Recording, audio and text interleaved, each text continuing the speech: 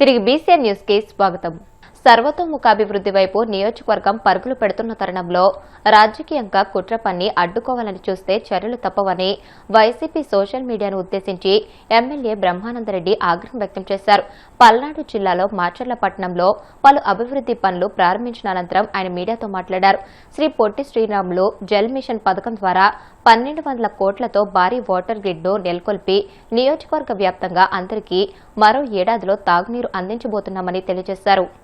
ఈరోజు మాచర్ల నియోజకవర్గంలో జలజీవన్ మిషన్ ఆంధ్ర రాష్ట్రంలో పొట్టి శ్రీరాములు గారి పేరు మీద పొట్టి శ్రీరాములు జలజీవన్ మిషన్ కింద మనం పిలుచుకుంటున్నాము. ఆ మహానుభావుని స్మరించుకుంటూ గ్రామాల్లోకి వెళ్ళినప్పుడు ఈ ఓవర్ హెడ్ ట్యాంక్స్ కానీ పైప్ లైన్స్ కానీ శంకుస్థాపన చేస్తున్నప్పుడు గ్రామాల్లో ప్రజలు వచ్చి చాలా ఆనందాన్ని వ్యక్తం చేస్తున్నారు. నాగార్జున సాగర్ ప్రాజెక్ట్ పక్కనే ఉన్న మంచినీటికి కూడా నోచుకొని మాకు ఈరోజు చంద్రబాబు నాయుడు గారు, పవన్ కళ్యాణ్ గారు కూటమి నేతృత్వంలో మీరు శాసనసభ్యులుగా ఉన్నప్పుడు ప్రతి ఇంటికి మంచినీటిని అందించే ఒక మంచి కార్యక్రమానికి శ్రీకారం చుడుతున్నారు అని చెప్పేసి వారు అడుగడుగున ప్రశంసిస్తున్నారు. పాపం వైసీపీ నాయకులకి నిద్ర పట్టడంలే. ఇవాళ వైసీపీ నాయకులు ఏ విధంగా దిగజారంటే దీన్ని కూడా జీర్ణించుకోలేకపోతున్నారు, అభివృద్ధిని కూడా జీర్ణించుకోలేకపోతున్నారు. ఈ క్రెడిట్ అంతా కూటమి ప్రభుత్వానికి దక్కుతుందనే దుగ్ధతోటి వాళ్ళు పిసుక్కొని వస్తున్నారనమాట. మా టీడీపీ కార్యకర్త ఒక అతను వ్యంగ్యంగా మాట్లాడుతున్నాడు. అది నాకు చాలా నవ్వు వచ్చింది. ఏంది అరాచకం బ్రహ్మారెడ్డి? గ్రామాల్లో లారీలు పైపులు ఏంటి? ఈ అభివృద్ధి ఏంటి? అసలు మేమేమైపోవాలా, మా పార్టీ ఏమైపోవాలని చెప్పేసి పాపం వైసీపీ నాయకులు గుండెలు బాదుకుంటున్నారు.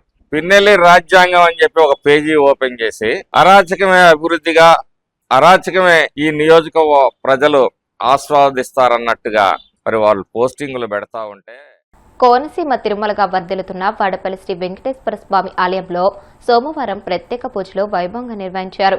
మంగళ వాయిద్యాల నడుమ శ్రీ స్వామి అమ్మవార్లకు మేల్కొల్పు సేవను నిర్వహించిన అనంతరం ఐశ్వర్యలక్ష్మి హోమాన్ని జరిపించారు. అర్చకులు శ్రీ స్వామి అమ్మవార్ల వసంత మండపంలో అష్టోత్తర పూజలు నిర్వహించగా ప్రత్యేక అలంకరణలో ఉన్న స్వామిని దర్శించుకుని భక్తులు తరించిపోయారు.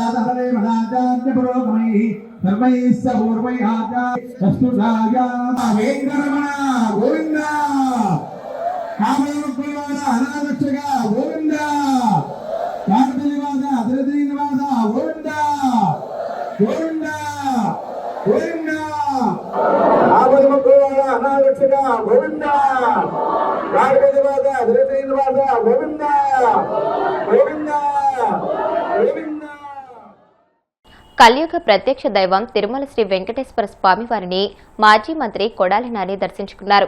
వీఐపీ విరామ దర్శన సమయంలో స్వామివారి సేవలో పాల్గొని మొక్కులు చెల్లించుకున్నారు. దర్శనానంతరం వీరికి రంగనాయకుల మండపంలో వేద పండితులు వేదాశీర్వచనం అందించగా ఆలయ అధికారులు స్వామివారి తీర్థ ప్రసాదాలు అందజేసి పట్టు వస్త్రంతో సత్కరించారు. తెలంగాణలో బీజేపీ ఎప్పటికీ కాంగ్రెస్కు ప్రత్యామ్నాయం కాబోదని బీఆర్ఎస్ వర్కింగ్ ప్రెసిడెంట్ కేటీఆర్ స్పష్టం చేశారు. రాష్ట్రంలో అసలైన రాజకీయ పోరు బీఆర్ఎస్ కాంగ్రెస్ పార్టీల మధ్య ఉంటుందని ఉద్ఘాటించారు. ఆదిలాబాద్, మెదక్ జిల్లాల ముఖ్య నేతలతో పురపాలక ఎన్నికల సన్నాహక సమావేశంలో కేటీఆర్ మాట్లాడారు. పార్లమెంట్ ఎన్నికల్లో బీజేపీ సాధించిన గెలుపు కేవలం గాలిబాట మాత్రమేనని కొట్టిపాడేశారు. గడిచిన 24 నెలల కాంగ్రెస్ పాలన పూర్తిగా వైఫల్యాలతో నిండిపోయిందని తీవ్రంగా విమర్శించారు. ప్రజలకు ఇచ్చిన హామీలను విస్మరించి అన్ని వర్గాలను మోసం చేసిందని ఆరోపించారు. ఎక్కడికక్కడ రాష్ట్రం మొత్తంలో ఈరోజు పరిస్థితి ఏంది? ఎక్కడికక్కడ రియల్ ఎస్టేట్ స్తంభించిపోయిన పరిస్థితి. ముఖ్యమంత్రి గారికి నేను ఇట్లా మాట్లాడితే ఇబ్బంది అనిపించవచ్చు, వాస్తవాలు చెప్తే వాళ్ళకి ఇబ్బంది అనిపించవచ్చు. ఎందుకంటే అలవిగాని హామీలు ఇచ్చి అడ్డమైన అబద్ధాలు చెప్పి ఇవాళ ప్రజల్ని మోసం చేసి అధికారంలో కూర్చున్నారు.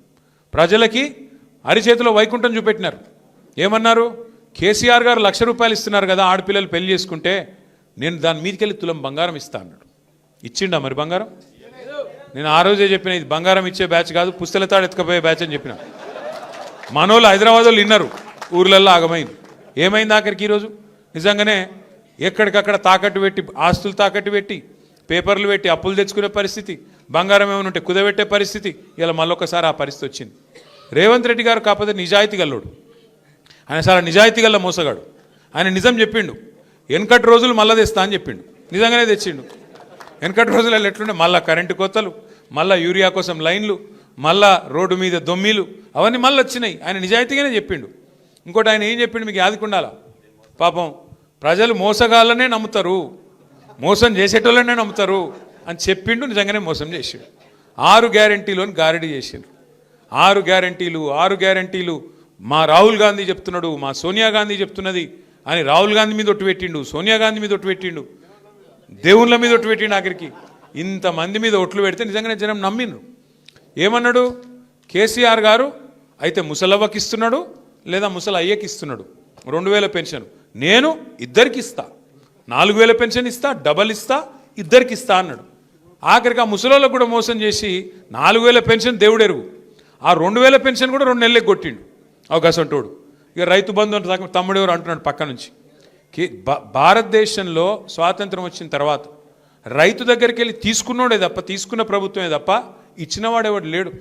మొట్టమొదటిసారి 73,000 కోట్ల రూపాయలు రైతుల ఖాతాల్లో, 70 లక్షల మంది రైతుల ఖాతాల్లో వేసిన నాయకుడు కేసీఆర్. నేను ఇంకొక మాట కూడా ఇక్కడ చెప్తా.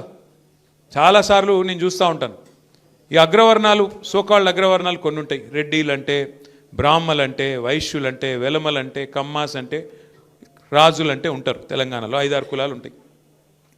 వాళ్ళు ఎప్పుడు గులుగుతూ ఉంటారు, మాకేం ఒరిగింది ప్రభుత్వం నుంచి, మాకేమొచ్చింది, మాకేమైనా వచ్చిందా ప్రభుత్వం నుంచి అని మాట్లాడుతుంటారు. నిజంగా ఫస్ట్ టైం అగ్రవర్ణాల్లో ఉండే పేదవాళ్ళకు కూడా, అగ్రవర్ణాల్లో ఉండే వ్యవసాయదారులకు కూడా ఏదన్నా ప్రభుత్వం ఇప్పటిదాకా మేలు చేసింది అంటే అది కేవలం కేసీఆర్ గారు రైతు బంధు లాంటి పథకం ద్వారా మొట్టమొదటిసారి మేలు జరిగింది. బీసీ, ఎస్సీ, ఎస్టీ అన్ని వర్గాలతో పాటు పేదలు ఏ వర్గంలో ఉన్నా వారికి మేలు చేయాలనే సంకల్పం కేసీఆర్ గారిది. అట్లాంటిది రైతు బంధు కేసీఆర్ పెడితే టింగు టింగుమని నాటేసే కాలానికి డబ్బులు పడేది, ఫోన్లు టింగు టింగుమని మోగుతుండేది. మరి ఈరోజు ముఖ్యమంత్రి గారు డైలాగులు కొట్టినారు, 10,000 ఏందయ్యా, 15,000 ఇస్తా అన్నాడు. కేసీఆర్ గారు 2 పంటలకు ఇస్తే నేను 3 పంటలకు ఇస్తా అన్నాడు. కేసీఆర్ గారు భూ యజమానులకు ఇస్తున్నాడు, నేను కౌలు రైతులకు కూడా ఇస్తా అన్నాడు. రైతు కూలీలకు కూడా డబ్బులు ఇస్తా అన్నాడు. ఇలా రాష్ట్రంలో ఉండే రైతన్నలు ఆలోచించాలి. ఎవరినైతే నమ్మి మీరు ఓటేసినారో వచ్చిందా 15,000? వచ్చిందా రైతు బంధు? రాలేదు. కౌలుదారులకు వచ్చిందా రైతు బంధు?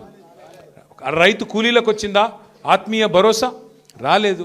ఏమన్నంటే ముఖ్యమంత్రి ఒకటే నేర్చుకున్నాడు, 4,000 పెన్షన్ ఏంది, 2,000 పెన్షన్ చేసి 4,000 చేస్తానో కదా ఏది అంటే, ఆయనకు వచ్చింది ఒకటే ఒక్క భాష, ఇంగ్లీషు రాదు, తెలుగు రాదు, హిందీ రాదు, బూతులు వచ్చు, కేవలం బూతుల భాష. పోనీ తెలుగు అన్న చక్కగా వస్తుందా అంటే తెలుగు కూడా చక్కగా రాదు, బూతులు మాత్రం వచ్చు. నువ్వు గట్టిగా అడిగినావు అనుకో, ఏమైనా 4,000 పెన్షన్ అంటే నీ లాగులో తొండలిడుస్తా. హైదరాబాద్ కార్పొరేషన్ ఎన్నిక వచ్చినా, రేపు శాసనసభకు వచ్చినా, పార్లమెంటుకు వచ్చినా, లేకపోతే అక్కడ మళ్ళీ పంచాయతీ ఎన్నిక వచ్చినా తప్పకుండా తిరిగి కేసీఆర్ గారిని తెచ్చుకునే విధంగా మీ అందరి ఆశీర్వాదం ఉండాలని కోరుతూ వార్తలు ముగించే ముందు ముఖ్యాంశాలు మరొకసారి. ముఖ్యమంత్రి సహాయ నిధి పేదలకు వరమన్న నిమ్మల రామానాయుడు. పాలకొల్లు నియోజకవర్గంలో 57 మంది లబ్ధిదారులకు సీఎంఆర్ఎఫ్ చెక్లు పంపిణీ చేసిన మంత్రి.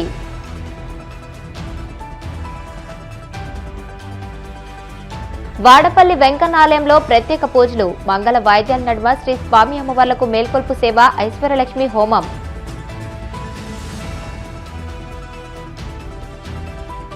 తిరుమల శ్రీవారిని దర్శించుకున్న మాజీ మంత్రి కొడాలి నాని, ఆలయ మర్యాదలతో స్వాగతం పలికిన అధికారులు. తెలంగాణలో బీజేపీ ప్రత్యామ్నాయ శక్తి కాదన్న బీఆర్ఎస్ వర్కింగ్ ప్రెసిడెంట్ కేటీఆర్.